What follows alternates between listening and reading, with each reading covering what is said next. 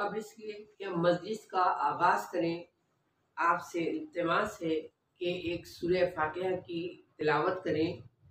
अस्करी हुसैन इब्ने इनायत हुसैन, अस्करी हसन इब्ने तकी हसन, समीना हसन बिनते आबिद रज़ा जाफरी, सीमा हसन बिनते अस्करी हसन, जामिन रिजवी इब्ने ओन मोहम्मद रिजवी आपके हमारे तमाम मरहूमीन को शामिल करें और कुल मोमिनीन और मोमिनात को भी शामिल करें।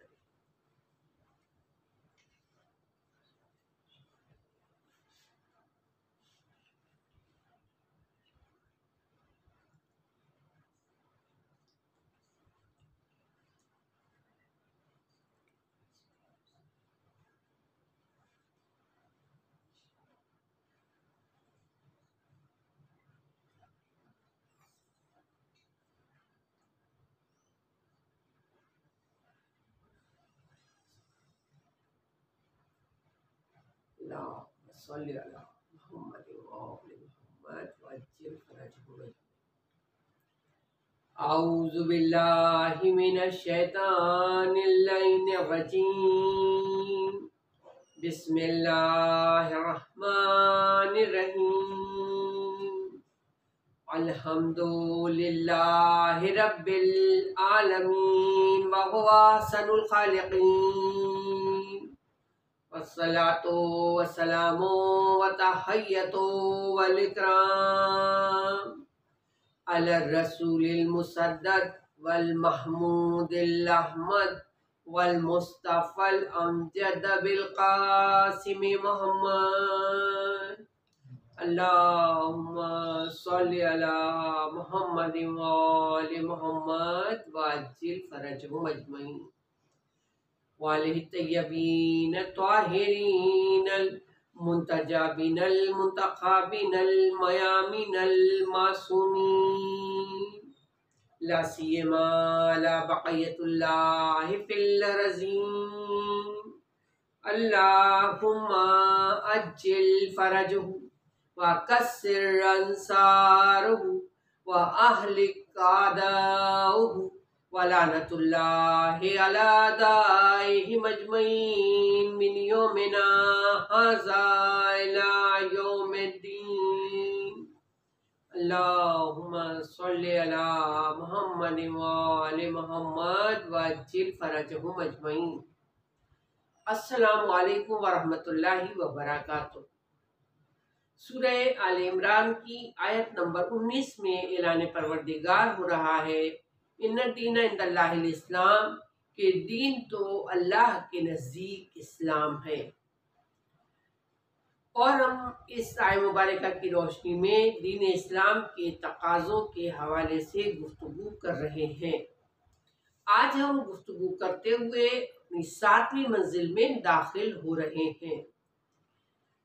इन्नल्लाहा अला कुल्लि शैइन क़दीर, परवरदिगार आलम हर शय पर कुदरत रखता है। आज 7 मुहर्रम है। आज की तारीख अय्याम अज़ा में जनाब कासिम इब्ने हसन के हवाले से मंसूब है। दूसरी आज की तारीख अपने अंदर एक और गम भी पोशीदा रखती है, और वो गम है कि यही वो तारीख थी जब आले रसूल पर करबला में पानी बंद किया। लिहाजा आज की गुफ्तगू में कोशिश करेंगे कि मुख्तसरन इन चीज़ों पर कुछ बात की जा सके। कासिम कौन है?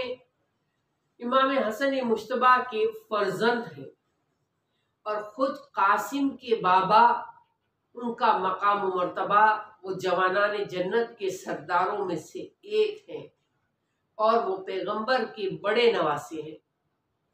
उनकी सखावत, जिसकी तारीख शाहिद है, जगह जगह तारीख उनकी सखावत के किस्सों को बयान करती है, उनकी दरियादिली को बयान करती है।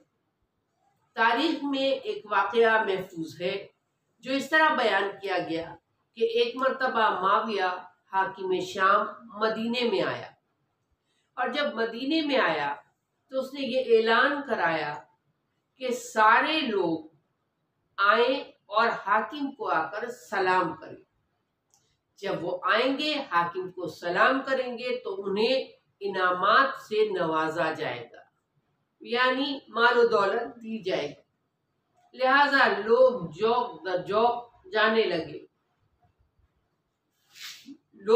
लगे, कसीर तादाद में पहुंचे वहां।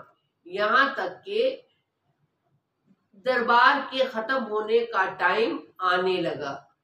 इमाम हसन मुश्तबा अलैहिस्सलाम को अल्लाहुम्मा सल्ली अला मुहम्मद व आले मुहम्मद वअज्जिल फरजहुम अजमईन, उनको भी दरबार में बुलाया गया था इसी लिए, लेकिन आप जाने में ताखीर कर रहे थे और माविया शिद्दत से आपका मुंतजिर था। यहाँ तक कि दरबार खत्म होने का तकरीबन आखिरी वक्त आया, तब इमाम तशरीफ लाए दरबार में। तो माविया ने, जो उसके अराकीन दौलत थे, उनसे ये कहा कि इमाम हसन इसलिए ताखीर से आए हैं कि वो समझ रहे हैं कि जितना माल मेरे पास था सुबह से अब तक मैं तकसीम कर चुका हूं। अगर वो ऐसा समझ रहे हैं तो तुम ये करो कि सुबह से लेकर अब तक, यानी दरबार के इख्तिताम होने के करीब तक, जितना माल ज़र दरबार में आने वालों को दिया गया है उस सारे के बराबर माल हसन मुश्तबा को दो। गुरूर था उसे अपने माल पर, वो साबित करना चाहता था कि मेरे पास इतना माल है कि अभी भी सब के बराबर माल मिला के। और जब इमाम के पास इस माल को रखा गया तो एक मर्तबा उसने गुरूर के साथ इमाम को देखा। इमाम ने कबूल किया। फिर इमाम जाने के लिए खड़े हुए। जब जाने के लिए खड़े हुए तो माविया के नौकरों में से एक नौकर ने इमाम की जूती को सीधा कर दिया। इमाम की जूतियां जो उल्टी हुई थी उन्हें सीधा कर दिया। जैसे ही आगे बढ़े और उसने जूतियों को सीधा किया इमाम की, तो एक मर्तबा माल की तरफ इशारा किया, जो माविया बड़ा फख्र समझ रहा था, मैंने इतना माल दिया है। माल की तरफ इशारा किया और कहा तुमने हमारी खिदमत की है, इमाम का मफहूम, लिहाजा ये सारा माल तुम्हारा है। इमाम ने ये माल देकर उसको ये बता दिया कि हम खिदमत करने वालों के लिए अता का जज्बा रखते हैं, लेकिन जो मुकाबला करते हैं उनके लिए बिल्कुल अलहदा चीजें हैं। वो कराबतदारी को माल से तोल रहा था, हालांकि नवासे रसूल की कराबतदारी, अहले बैत को जो कराबत हासिल है पैगंबर से, वो माल और ज़र में नहीं तोली जा सकती। उसकी मंजिलें कुछ और है, उसका उरूज कुछ और है। तो इमाम ने दरबार में साबित किया कि जितना तुम समझते हो मिला के हमें बहुत माल और ज़र दिया, इतना तो हम गुलामों में तकसीम कर देते हैं, इसलिए कि हम खानदान रिसालत से हैं, हम वारिसे पैगंबर इस्लाम हैं। दुरूद पढ़ी इमाम हसन मुश्तबा के लिए, अल्लाहुम्मा सल्ली अला मुहम्मद व आले मुहम्मद वअज्जिल फरजहुम अजमईन। और यूं तो हर सिफत ही है, लेकिन आज की हद तक इमाम हसन मुश्तबा का इल्म कि एक मर्तबा हाकिम शाम से सवाल पूछे गए कुछ, कि कैसर रूम ने सवालात पूछे हैं और इनके जवाब चाहिए। अब जवाब जब नहीं मिले तो मामला कहाँ आया? इमाम हसन मुश्तबा अलैहिस्सलाम के पास आया। क्या सवाल थे? एक सवाल ये था कि पूरी दुनिया के वस्त का मकाम कौन सा है, पूरी दुनिया के दरमियान में कौन सी जगह है, क्या चीज है, कौन सा मकाम है? इसका जवाब माविया के पास नहीं था। दूसरा सवाल ये था कि दुनिया का वो कौन सा खित्ता, कौन सी जगह है जहां पर सूरज की रोशनी सिर्फ एक ही मर्तबा पड़ी है, सिर्फ एक ही मर्तबा पड़ी। सवालात इमाम हसन मुश्तबा के पास आ गए। आपने उसके जवाब इरशाद फरमाए। इमाम का मफहूम, इमाम कहते हैं वो जगह जो पूरी दुनिया के वस्त में दरमियान में है वो पुश्ते खाने काबा का मकाम है। ये पूरी दुनिया के दरमियान में है। इस पर बहुत सारी चीजें आपको नेट पर भी मिल सकती हैं और आप देख सकते हैं। दूसरा, वो जगह जहां दुनिया में एक ही दफा सूरज की रोशनी गई है, ये कौन सी जगह है? इमाम ने इसका जवाब दिया, ये दरियाए नील की गहराई है। जब नबी मूसा गुजरे थे, पानी 2 हिस्सों में तकसीम हुआ था और इस गहराई पर सूरज की किरण रोशनी पहुंची थी और उसके बाद पानी दोबारा मिल गया। तो अब पानी हायल हो गया, उसके बाद सूरज की रोशनी उस तह तक नहीं पहुंच सकती। इमाम हसन मुस्तफा के जवाब। फिर कुछ सवाल कैसर रूम ने भिजवाए जनाब अमीर की खिदमत में, इनके जवाब चाहिए। इमाम ने कहा इसके जवाब मेरा फर्जंद हसन मुश्तबा देगा। क्या उम्र है उस वक्त इमाम की? कुल 7 बरस के हैं, 7 बरस के। और अगर वो सवालात आप देखें तो 7 बरस का बच्चा क्या, बहुत सारे इस वक्त बेहतरीन साइंटिस्ट भी इनके जवाब तलाश करेंगे। एक सवाल ये था कि जमीन से आसमान तक का फासला क्या है? जमीन से आसमान तक का फासला क्या है? और एक सवाल ये था कि कौसे कज़ा जिसे आपने कहते हैं वो क्या है? जनाब अमीर ने कहा इमाम हसन मुश्तबा को इसके जवाब दो। अब देखिए, जमीन से आसमान तक का फासला, इमाम हसन ने इरशाद फरमाया कि जमीन से आसमान तक का फासला हद्दे निगाह है। यानी इंसान आंख उठाए जमीन से ऊपर देखे तो उसकी निगाह कहाँ जाती है? आसमान पर जाती है। आजकल स्पेस साइंस वाले यही निगाह की थ्योरी पर काम कर रहे हैं। एक जुमले में मौला ने बता दिया कितना फासला है, हद्दे निगाह, यानी जो जमीन पे निगाह से ऊपर उठा लीजिए तो ये आसमान पर पहुंचती है। लोग आज भी पूछ रहे हैं कि पैगंबर मेराज पर गए थे या ऐसा लगता है कि नहीं पहुंच सके। एक आम आसी और खाकी बंदे की निगाह, आंख जिसमें जो नूर का मरकज है, इसमें इतनी ताकत है कि एक सेकंड के भी किसी हिस्से में आप जाएं तो फौरन जाके वो आसमान को छू ले। तो वो जो मुजस्सम नूर हो उसका जाना और फौरन पलट आना, इसमें कौन सा मसला है?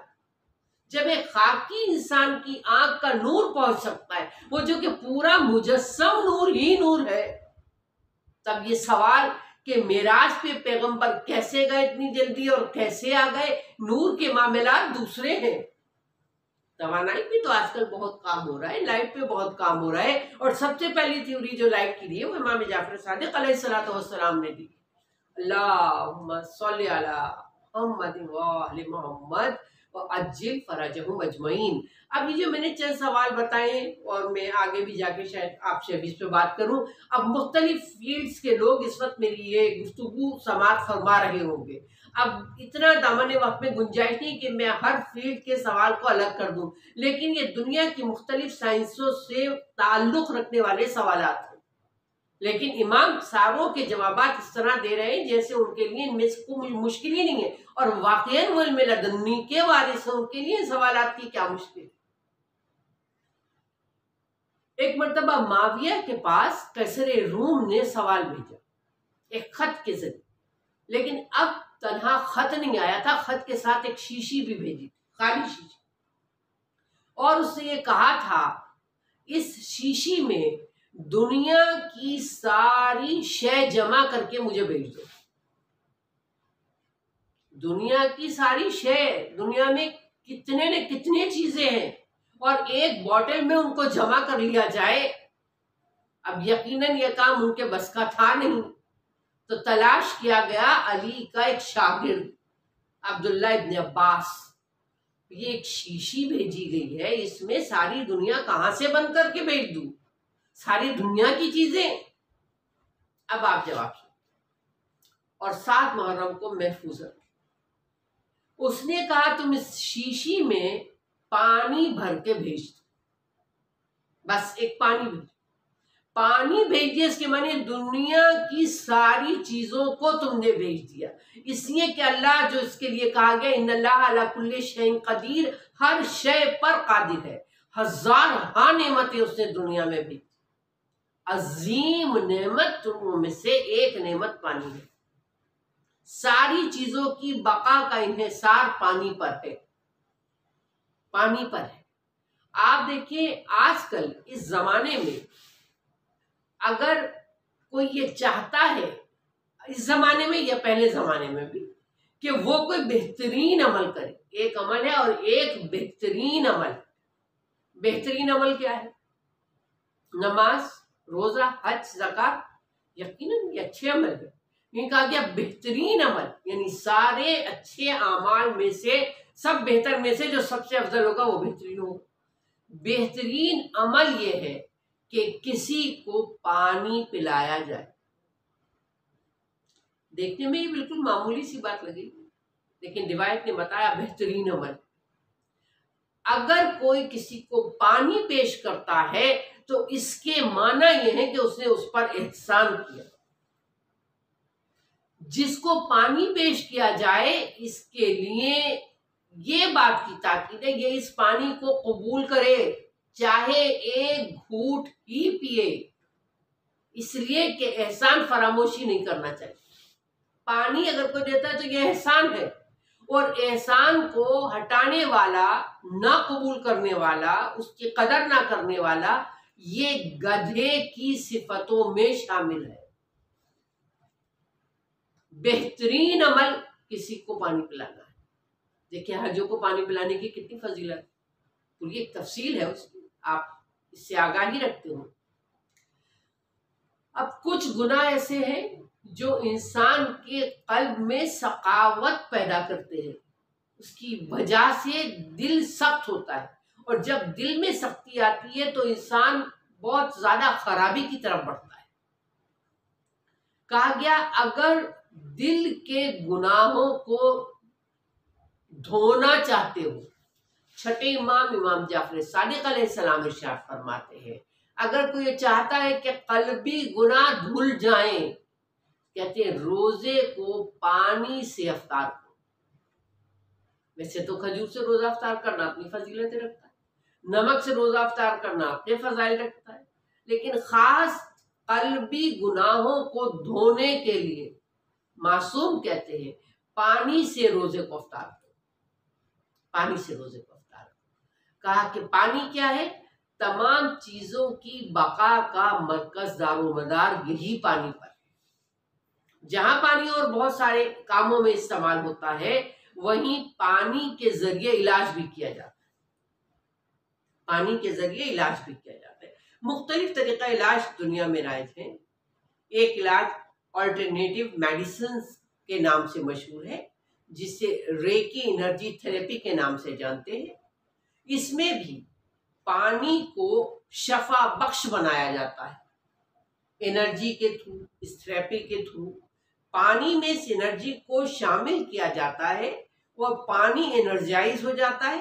फिर जब ये मुख्तलिफ मरीजों को दिया जाता है तो ये पानी उन मरीजों की सेहत का बाइस बनता है।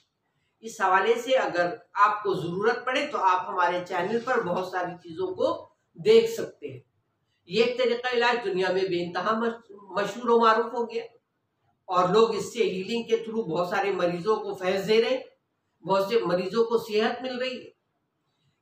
और अगर आप आए पानी से और मजीद आगे बढ़े और देखें तो एक आबी क्रोमोपैथी या वाटर क्रोमोपैथी के हवाले से भी बात की जा सकती है, जिसमें खालिस पानी के जरिए से इलाज होता है। खालिस पानी यानी प्योर वाटर। प्योर वाटर को कलर्ड बॉटल्स में शीशे की डाल दिया जाता है। कलर्ड बॉटल होती है, मसलन ग्रीन कलर की शीशे की बोतल या फिर बनफशेई कलर की शीशे की बोतल, इस तरह की बोतलें कलर्ड होती है और पानी उसमें खालिस होता है। और इस पानी को सुबह 11 बजे से लेकर 3 बजे तक धूप में रखा जाए। अब ये धूप में रखने का जो 4 घंटे का अमल है, जब इस अमल से ये पानी गुजरता है तो इसमें शफायाबी की खुसूसियात पैदा हो जाती। मसलन सब्ज रंग की बोतल है, उसमें सादा पानी प्योर वाटर डाल दिया, वो उसको धूप में रख दिया 11 बजे से, दिन के 11 बजे से लेकर 3 बजे तक, 4 घंटे। अब जो उस पर धूप पड़ रही है तो वो ये जो हरे रंग की शीशे की बोतल है इसको क्रॉस करती है और फिर पानी में जज्ब होती है। अब जो ये जज्ब होती है, अब ये एक मेडिसिन की सूरत इख्तियार करती है। ये कौन से मरीजों के काम आती है? इससे कौन से मरीजों को सेहत मिलती है? इससे इख्तिलाज कल्ब और हार्ट अटैक के मरीजों को सेहत मिलती है। अगर जामनी कलर की बोतल ली जाए शीशे की और उसमें खालिस पानी डालकर सुबह 11 बजे से 3 बजे तक धूप में रख दिया जाए तो यही सन रेजेस यानी सूरज की शुआएं जब जामनी कलर से निकलकर शीशे से निकलेंगी, जामनी कलर के बोतल से पानी में जज्ब होंगी। अब इस पानी की तासीर बदलेगी, इसमें शफायाबी आ जाएगी। ये कौन से काम करेगा? वो लोग जिनके खून के मसाइल में प्रॉब्लम है, ये खून को तकवियत बख्शने वाला पानी बन जाएगा। इससे लीवर के पेशेंट्स को आराम आ सकता है। तिल्ली के मरीजों के लिए ये एक बेहतरीन दवा साबित होगी। पूरी दुनिया की शय बंद करके भेज दे, जहन में है ना, मौलाना ने उसका जवाब दिया गया था उसे, क्या शय है वो पानी है। अगर इसे बनफशाई रंग की बोतल शीशे की ले और पानी उसमें डाल दे तब इसके खवास अलहदा हो जाते हैं। तब इससे मुख्तलिफ दूसरी बीमारियां जो है उसके इलाज के लिए काम आता है। और इस तरीके से मुख्तलिफ कलर का असर शीशे से जब पास होता है तो पानी के शफायाबी के खवास को बदल देता है। ये तरीका इलाज भी राइज है। अब अगर इससे फायदा उठाना चाहें, इससे भी फायदा उठाया जा सकता है। असल शय होगी पानी, और पानी में जिस रंग से शुआएं निकलेंगी उसमें जज्ब होंगी, सबकी तासीर अलग होती जाएगी। ये भी चीजें आप मालूम कर सकते। अब देखिए पानी में अल्लाह ने कितनी ताकत और कितनी उसमें पावर रखी है कि मुख्तलिफ अंदाज से, इसलिए कहा गया सबकी बका का मरकज और महवर या उसका बुनियादी किरदार जो है वो पानी। और अगर आप देखिए पानी से बिजली पैदा करने की बात भी जनाब अमीर अलैहिस्सलाम ने की थी। यानी जो आज तवानाई के मसाइल हैं, एनर्जी के मसाइल हैं, उस वक्त मौला की सामने थे और वो ये कह रहे थे मैं पन बिजली पैदा करके दिखा सकता हूं। लेकिन लोग उस वक्त चूंकि इतना इल्म नहीं रखते थे। देखिए एक आलिम की बात जाहिल कहाँ समझ सकता है, इसीलिए कहते जाहिल के सामने गुफ्तगू करना अपने सर को दीवार में दे के मारने के बराबर।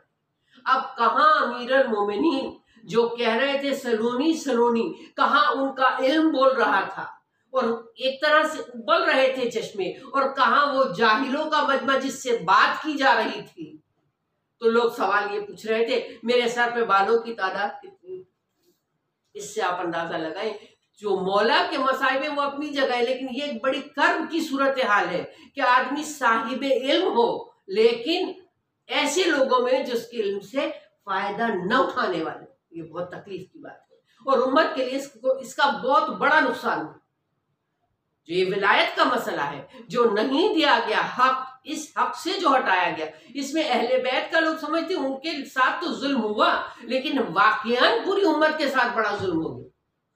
उम्मत इतने उलूम के खजानों से महरूम हो गई, उम्मत जालत के अंधेरों में भटक रही है और अल्लाह ने इतने साहिबान इल्म आदि भेजे, तो ये एक बहुत बड़ा नुकसान होगा। तो अब ये जो अहले बैत का घराना है, इससे हसद और इससे जलन की सूरत और उसकी बात ही यह है कि जब आदमी फजाइल वो हासिल नहीं कर पाता जो दूसरे में देखता है, तब हसद शुरू हो जाता है। क्योंकि वो फजाइल पैदा करने के लिए अगर कोशिश से वो हो तो कोशिश की जरूरत है, और लेकिन ये फजाइल जो अल्लाह की तरफ से हो वो कोई खुद तो पैदा नहीं कर सकता। इसलिए आप देखें जो करबला में ये जो जंग हुई है जिसमें जुल्म की इंतहा है, मगरबी मुफक्किरीन ये लिख रहे हैं कि ये हुसैन थे जिनकी वजह से दीन इस्लाम बचा है, और अगर हुसैन की कुर्बानी ना होती तो आज कोई दीन का नाम लेने वाला नहीं था, आज कोई दीन का नाम लेने वाला नहीं था। क्या कुर्बानी है, क्या औरतें हैं जिन्होंने अपनी गोदों को वीरान कर दिया और उसके बाद वो अल्लाह का शुक्र अदा कर रहे हैं, सजदे माबूद में है और बाजारों में दरबारों में फिराई गई है, और मामूली तरीके से नहीं, ये बहुत तकलीफ है। आम तौर से ले जाएं तो वो जो तकलीफ है वो उस पर ही गुजरेगी। लेकिन अगर ये सूरत हो कि उसके फर्जंद का कटा हुआ सर नेज़े पे बुलंद हो और साथ साथ जा रहा हो, अब आप उन औरतों की तकलीफ और कर्ब का अंदाजा करें। ये सिर्फ बयान कर देना और सुन लेना, क्योंकि सुनते चले आ रहे, लेकिन महसूस करना मसाइब को, कल्ब को तोड़ देता है। इसलिए कहते हैं साहिबे दिल होना, साहिबे दिल होना। हुसैन का गम मोजिज नुमा है। अगर इंसान में शराफत है, अगर इंसान साहिबे दिल है, तो कोई आंख ऐसी नहीं होगी जो हुसैन के मसाइब सुनने के बाद अश्कबार ना हो जाए, अश्कबार ना हो जाए। आज जनाब कासिम की फर्श ऐसा है। कासिम, कासिम के माने है तकसीम करने वाला, कासिम के माने है तकसीम करने वाला। जब तक घोड़े पे थे कासिम थे, और जब जमीन करबला पे आए तब तकसीम हो गए।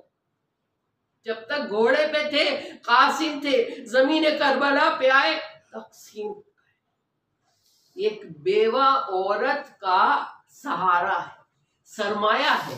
अगर औरत का शौहर चला जाए और उसके पास एक औलाद हो तो वो उसकी निगाहों का मरकज होती है, फिर वो उसके सहारे जिंदगी गुजारती है। और वो भी अगर फर्जंद हो तो उसको ये तमन्ना तो जरूर ही होती है कि मेरा बेटा जवान हो और मैं अपने बेटे की शादी करूं। साहिब औलाद का मजमा है, ये फितरी चीजें हैं, ये किसी इलाके से मिलती नहीं है, पूरी दुनिया में फितरत इंसानी है। अब आप देखे वो फरवा जिनका जो बेवा है और बेटा कासिम है, एक एक दिन गुजार रही हैं, मेरा बेटा कब बड़ा होगा, कब बड़ा। यहाँ तक बेटा 13 साल का और फिर करबला आबाद हुई, करबला आबाद हुई। और ये वो बच्चे जो 13 साल का है, इनकी सिफत ये कि इन्होंने बताया है कि मौत क्या है, मौत का जायका। आपने तो सुनते कुल्लु नफ्सिन जायकातुल मौत, लेकिन ये पूछे किसी से मौत का जायका, कोई नहीं बता सका। हाँ, मगर फर्जंद इमाम हसन ने बताया, फरवा के लाल ने बताया कि मौत का जायका कैसा। जब शब आशूरा आ गई और मौला खिताब कर चुके अपने असहाब से और चिराग को गुल कर दिए और आहों की सिसकियों की सदाएं थी, मौला हम आपको छोड़ के नहीं जा सकते, मौला हम क्या अपना चेहरा दिखाएंगे फातिमा ज़हरा को, आपके नाना को। एक मर्तबा मौला ने फिर चिराग को रोशन कर दिया। 13 बरस का एक बच्चा खड़ा हो गया, चाचा जान क्या मेरा नाम महजर शहादत में है? अब देखिए मेरा नाम महजर शहादत में है, ये नहीं कहा कि है या नहीं।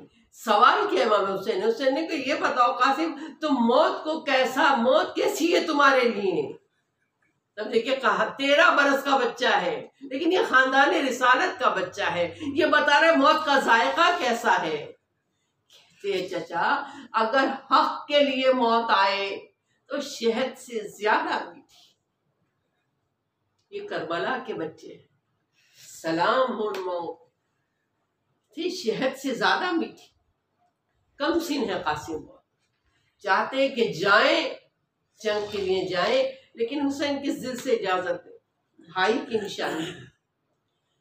परेशान हो जाते हैं, एक दफा आके बैठते हैं, बड़ा सख्त वक्त है चचा पे और चचा इजाजत नहीं देते। वह जैसे सख्त वक्त जहन में आता है, एक दफा बाबा का तावीज बांधा हुआ याद आता है। कासिम जब सख्त वक्त आए तावीज़ को खोल देना।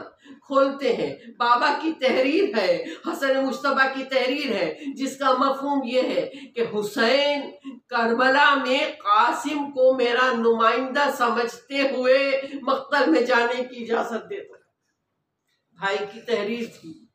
अब हुसैन तहरीर पढ़ते जा रहे हैं, रोते जा रहे हैं और अभी भी इजाजत नहीं दे रहे हैं। एक मर्तबा कासिम ने हाथों को चूमना शुरू किया, हुसैन के पैरों को चूमना शुरू किया। एक दफा चचा भतीजे बगलगीर हो गए।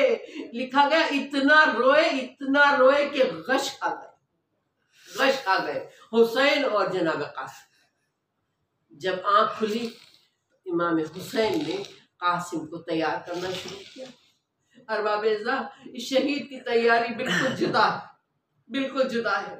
देखिए इतने कमसिन है कासिम कि कोई भी ज़िरा माने एक लोहे की चीज है जो जाने वाले पहनते हैं ताकि हमलों से महफूज रहें, और वो जो तलवारें तीर इस ज़िरा पे जो लोहे की है उस पे पड़े तो सीना महफूज रहे।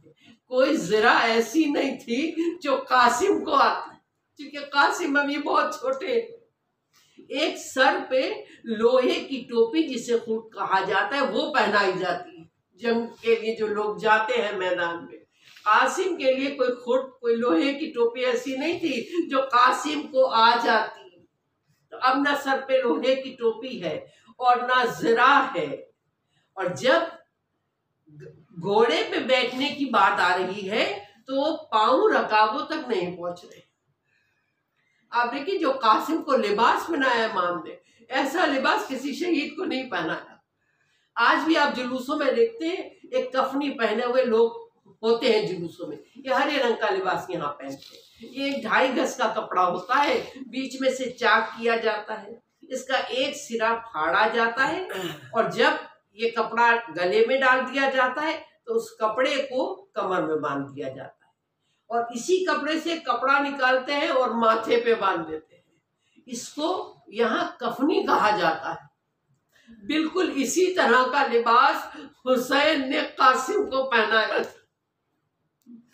अरबाब मिंबर पढ़ते हैं कि कासिम करबला के दूल्हा है, माँ की ख्वाहिश है। अरबाब ऐसा कहीं किसी दूल्हा का भी ऐसा लिबास हुआ? कासिम चले गए, जंग की और कासिम शुजाअत के जौहर दिखा रहे थे। एक मर्तबा सरे साद ने कहा अर्ज़क़ शामी से कि देखो अब इससे तन्हा हमला न कराओ, फौज में हलचल है, ये फौज को पछाड़े डाल रहा है, तुम जाओ और इसका मुकाबला करो। अर्ज़क़ शामी ने कहा ये तो एक बच्चा है, मैं अपने बेटे को भेजता हूँ, वो इसका काम तमाम कर देगा। अर्ज़क़ शामी के 4 बेटे थे। उस मलऊन ने अपने चारों बेटों को कासिम के मुकाबले पे भेजा। कासिम ने चारों को वासिल जहन्नम किया। अब अर्ज़क़ शामी मिसल एक हाथी के जनाब कासिम की तरफ बढ़ रहा है। हुसैन की निगाहें हैं। एक मर्तबा आवाज दी उम्मे फरवा, अरे बेवा की दुआ अल्लाह की बारगाह में कबूल है। एक बड़ा नामी पहलवान तेरे बेटे के मुकाबले पर आया है, अरे दुआ करो। फरवा ने बालों को खोल दिया, परवरदिगार आलम तू मेरे बेटे को फतह अता फरमा। बीवियों ने आमीन कही। अर्ज़क़ शामी वासिले जहन्नम हो गया। कासिम हमले कर रहे हैं और बिल्कुल मुतमईन है। बस एक मर्तबा जूते का तस्मा टूट गया।